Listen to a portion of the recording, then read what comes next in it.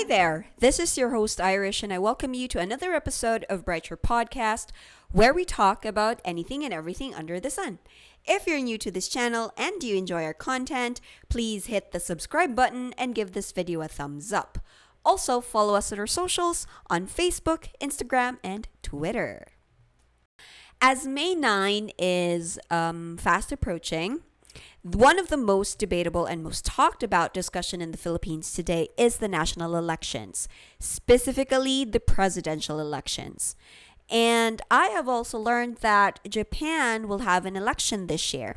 Thus, it is only right and just for us to discuss this topic today in order for us to be aided in making the right choices.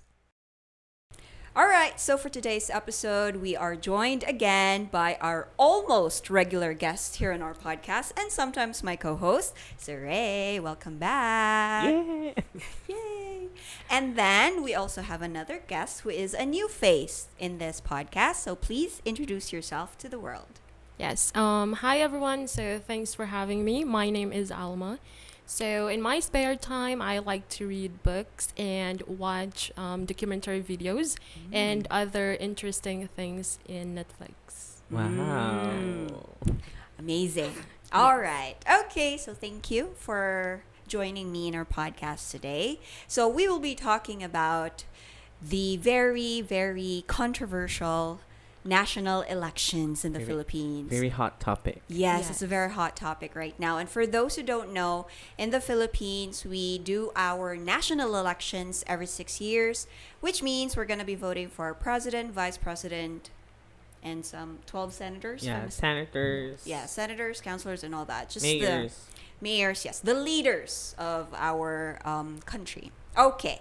So, and in the Philippines as well, many of us exercise our right to vote, right? But, you know, in many areas, they're not so much into that. I guess if we really want to, I'm out to my first question.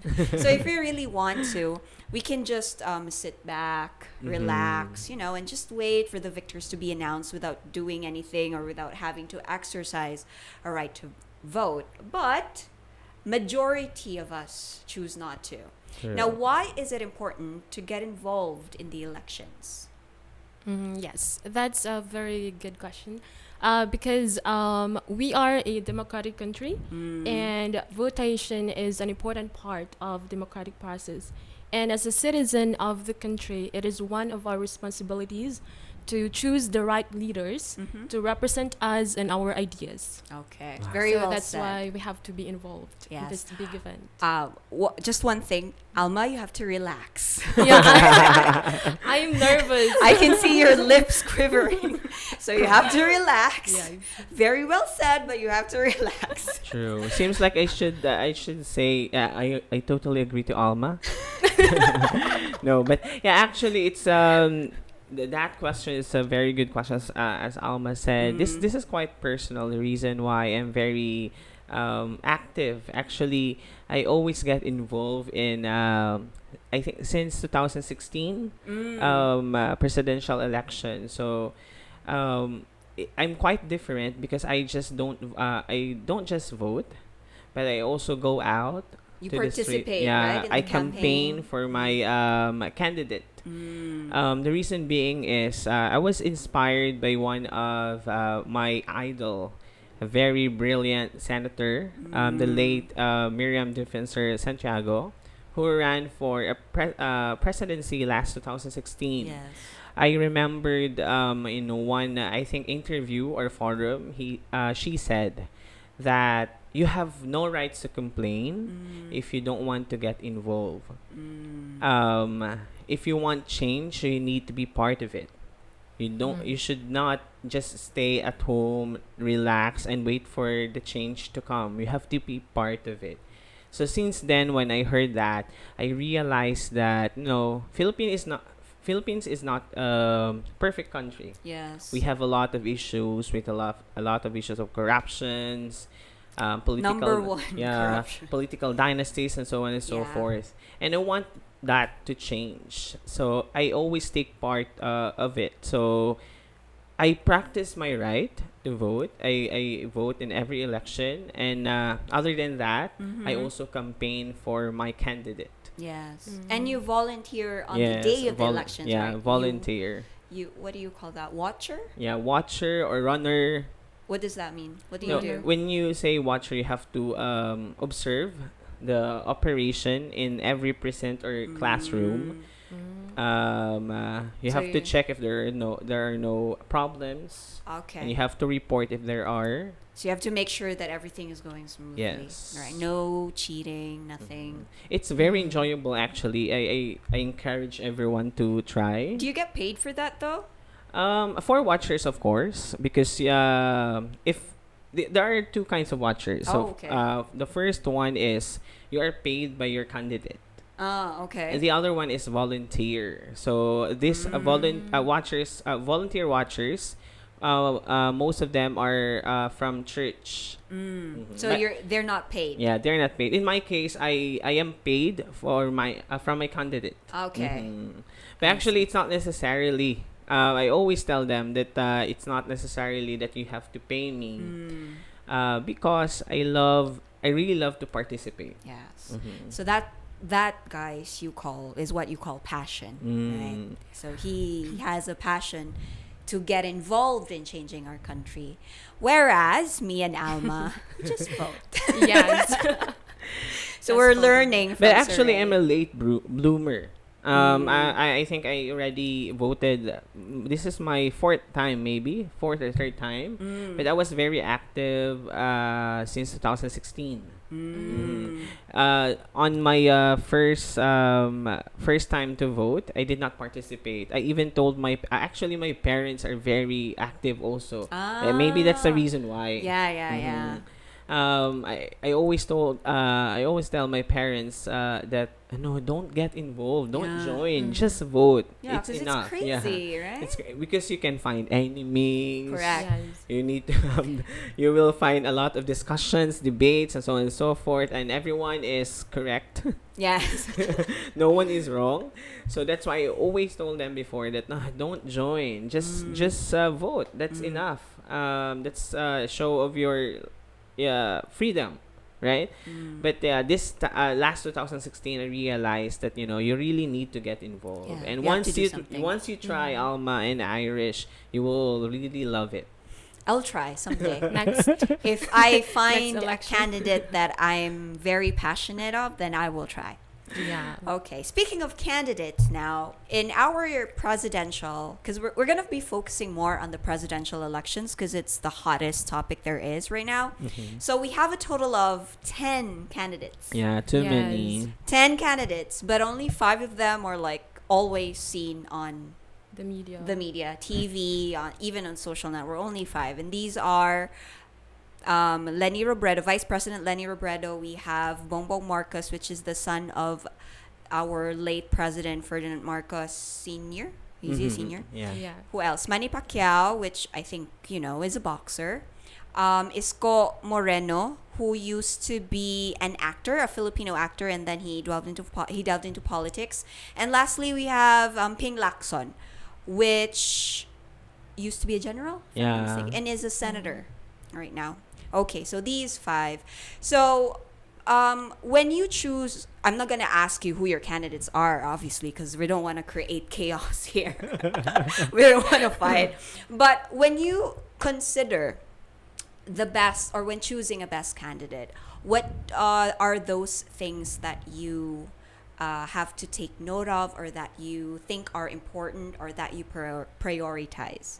So let's have Alma this time, because you already talked a lot, Sir. Yes.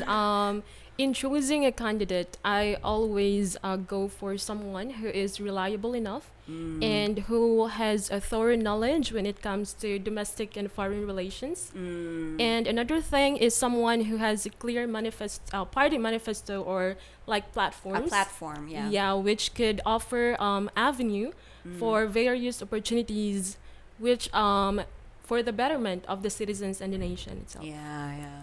Okay. So being reliable, having intelligent, right? You Yeah. said being knowledgeable, clear platforms. What else? Yes. and proven good public service. Proven good public service. Okay, so those are Alma's. That's Alma's criteria. How about you, Sir A? Same. There's so many. No, actually, yeah, as I said, I already started to take part Yeah. of this election, this crazy world of politics since 2016, and that's the time that I learned to research. For the qualities for the candidates, I always because our issue in the Philippines, the biggest issue is corruption. Yes. And I always believe that corruption and dynasties always related to each other. So I really don't like to vote for politicians who are in the dynasty.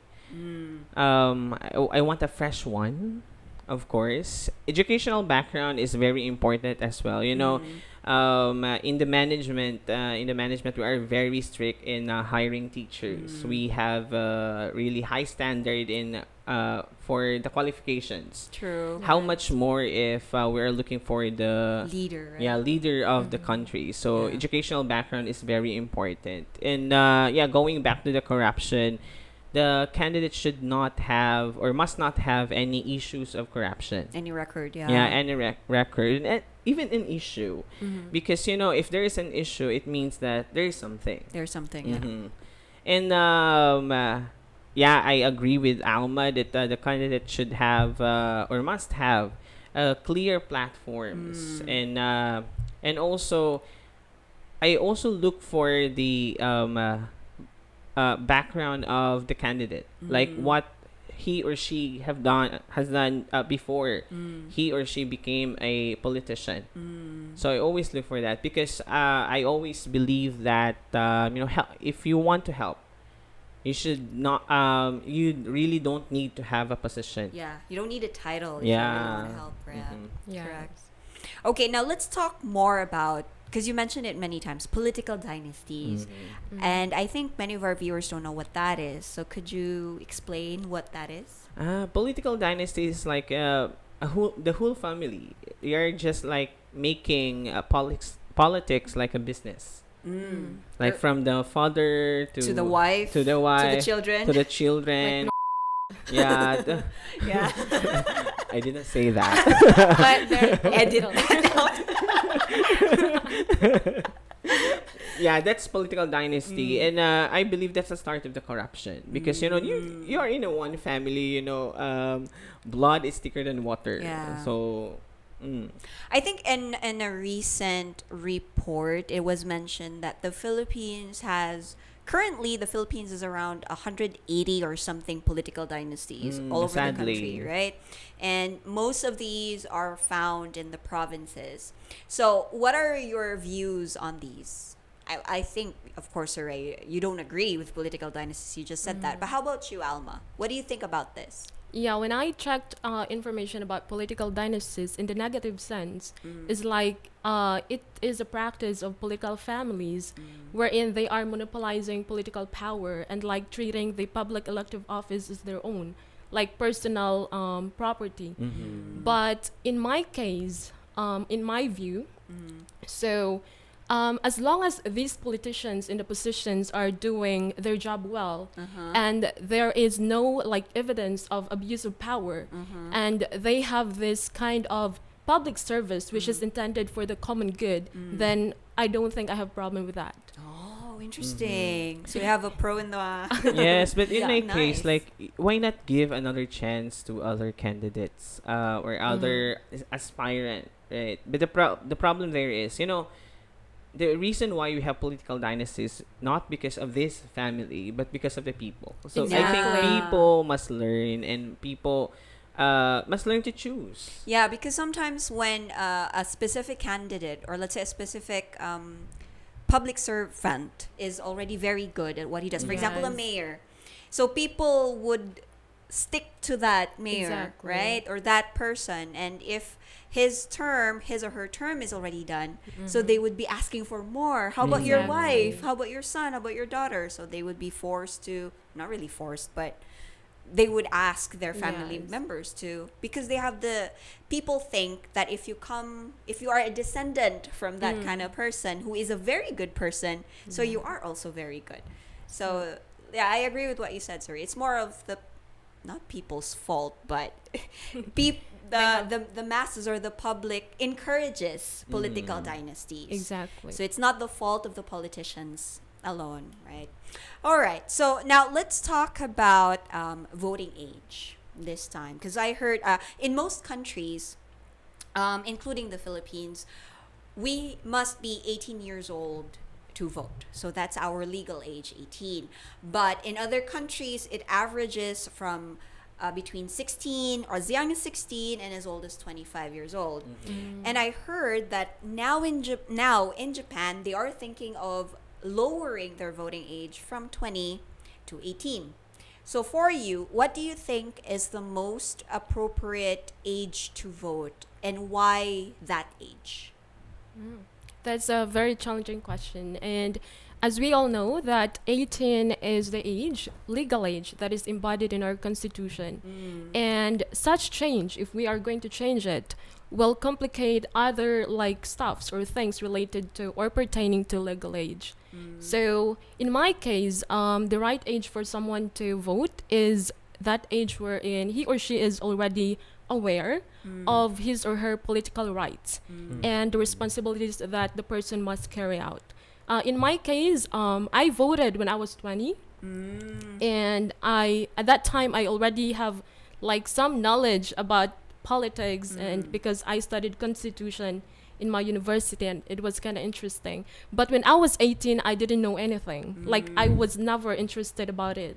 But I think 20 could be, yeah. So 18 for you is too young. Yes. It's still considered a teenager. Anyway, it's Yeah. 18, right? Okay, Alma, thank you. Saray. In my case, I agree with Alma, but I think the right age is really 18. 18, okay. But what we need right now is an education. Yeah. This election should be part of our curriculum, Yeah. especially kids or children or the young adults should be taught how to choose the right candidate.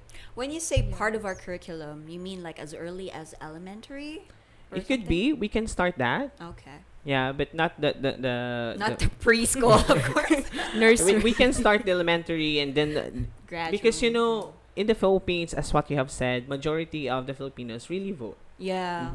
And you know we because of our technology right now, we have a lot of fake news around the Yes. world and in the social media. So I think what we need is education. So if once we are well educated and we know how to vote wisely, maybe 18 years old is enough for us to vote.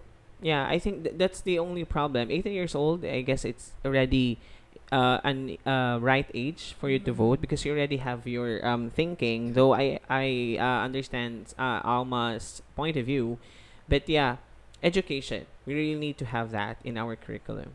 I agree. I think it's something that the Philippines has to work on more. You know, the proper education system, what to introduce, when to introduce topics like this, serious topics like this, to our future generation. Especially this time because we have a lot of young voters. Yes, We've because got the a lot. Philippines is a young country. Yeah, Yeah, Gen right. Z, the Generation Z, that they are the most majority of the voters. So Yes. we need to educate them. We need to assist them Yeah. on how to vote wisely because you know most of them just try to vote because of popularity. Popularity, yeah, because it's hyped. Yeah. Some candidates are being overhyped by their supporters.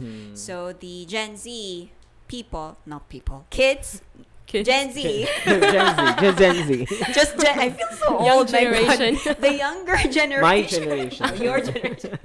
Your generation will just look for that, tend to go for that, right? They don't Yeah. really do much research. They don't listen to their elders. They just look at social media, Yeah. which is their main source of information. The problem right now is we have this voters education during the campaign Only, yeah. yeah. And then the voters education is between camps. So if I have this candidate, then this candidate will educate me, something like that. And of course, this candidate will not Endorse. endorse the other candidate, right? Yeah, it's So, biased. yeah, it's biased. So if we have this voters education in every campaign, why not put it in our curriculum? Yeah, so that it will become unbiased. Yes. Right. Okay. Now, last question. Without naming names, describe your ideal candidate. Without naming names Sorry. or showing hand signals. I'll give it to you since you already answered first. Go. Okay. Well, my future president is someone who has served good years of public service in both executive and legislative branch of the government, and this person is someone who calls for a unifying leadership. Yes, for the benefit of the Filipino people. So that's all I can say. All right. Thank you, Alma. No, it's all right. I will go back to the second question, maybe. That, Okay. I always choose. That's why I'm in love with Miriam Defensor Santiago. She really inspired me on how to choose the best candidate Yeah. for any position. Okay. So, first thing is really educational background. That leader, regardless if it's president, mayor, or whoever, should have a good educational background. As I mentioned, in any job, like a normal job, we have these qualifications, and how much more if you're looking for the leader of a country or a city or a politician. Second is you should not have an issue of corruption. That's totally a big no for me, because that's the reason why Philippines is one of the not the poorest, so one of the poor countries. We're still considered a third world country because of that corruption issue. So it's hard, according to Miriam Defensor Santiago. It's hard because we don't have any machine to detect if that politician is honest or not. Yeah. But yeah, we have to. We just need to pray that this person is not a corrupt person, and maybe you have to check the background of that person. There are some issues. Third is a clear and good platforms. Okay, and also with receipts. What do you mean by receipts? Receipts when you pay something. You have a receipt. No, what I mean What by kind receipt of is receipts? what have this person done before. You don't, this is very common to all politicians. Every campaign that you will stand on a stage and you will promise that you will do this, you will do that, you will do this, you will do that. And I'm already tired of that kind of politician. I really need someone who will say that and who have proved something. So it's like on record that this Yeah, person that's very has important. done this in blah blah blah. And lastly, I want a leader who can really give the true meaning of unification. You will not just you should not only what you call this just listen, and then you will just say that this person said that you will unify everyone without any proof. So yeah, it's very hard to choose. Yeah. But that's why I encourage everyone to do research first. Yes. We still have time. Yes, I agree, because I myself have not decided yet who my president is. Even my vice president, I have no idea. honestly, I've keep on listening to rallies, listening to their platforms. I'm very open-minded, but I still haven't chosen one that has really, that has charmed me. That I believe them or something. In addition, that person should not be part of any political dynasty. Yes, because you are a big no-no for Yeah. political dynasty. Alma is like okay. Yeah, As long as that long as person is the doing his or family her is job. doing the right yeah. thing, so it's okay. Yes. All right. So very interesting topic. Thank you so much, guys, Thank for you. joining me today. And that's it for our podcast. Thank you so much for joining again me, Saray, and Alma for this episode. So we'd like to hear from you. Please comment down below your election story in your own country. To end, always remember that the ballot is more than just simply a piece of paper that we hastily shade on the names of individuals who promise us the sun and moon, or those who have colorful and joyful TikTok videos. It is a piece of paper that determines the direction our country will go. So, before you shade it on May 9, consider this. Who are these presidential hopefuls and what have they done for our country? By then, you can narrow your choices to the best as parents and those who have the purest intents. Vote wisely.